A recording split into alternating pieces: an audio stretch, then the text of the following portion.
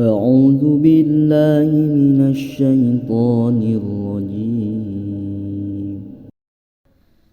Pigawena ulah embung parentah Allah nu agung, mungka anjeunna nyalindung urang teh men tapi tulung.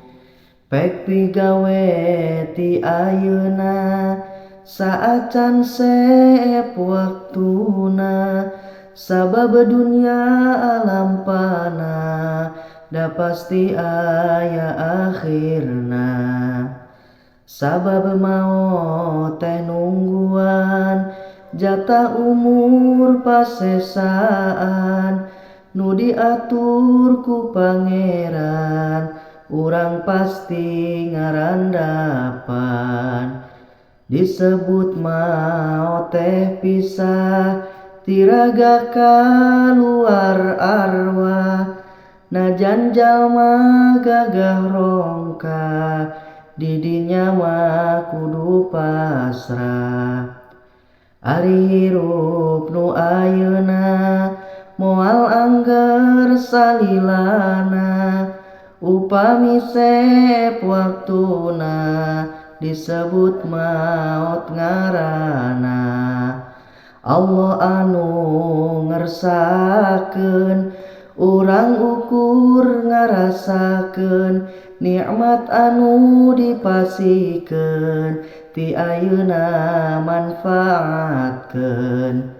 Kanikmatan teh amanah ti Allah nu sifat rahmat, lamun hayang meunang nikmat syukuran ka Allah omat. Ari nikmat nu ayeuna mu eta moal salilana, da pasti aya tungtungna dugi ka maot akhirna. Mangka ulah kajongjonan nafsu ulah diayonan, parentah Allah lakonan meme datang patakonan.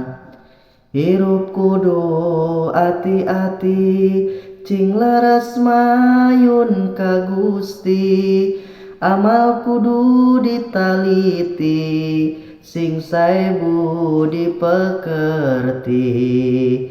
Pikeun jalma nu dewasa anu normal boga rasa, wajib nyembah nu kawasa, mun teu nyembah pasti dosa. Nu baleg boga pikiran wajib nyembah ka Pangeran, ti ayeuna tafakuran kaagunganna Pangeran. Allah anu maha agung ayeuna pikeun nyalindung, yu urang nedapi tulung sangkan urang ulah linglung. Mun jaga alim disiksa ayeuna sing rumasa, tobat tina gawe dosa bakal tebih tina siksa. Sing alus tingkah jeung lampah kadete kada ulah salah, diajar ikhlas ibadah saacan asup ka barjah.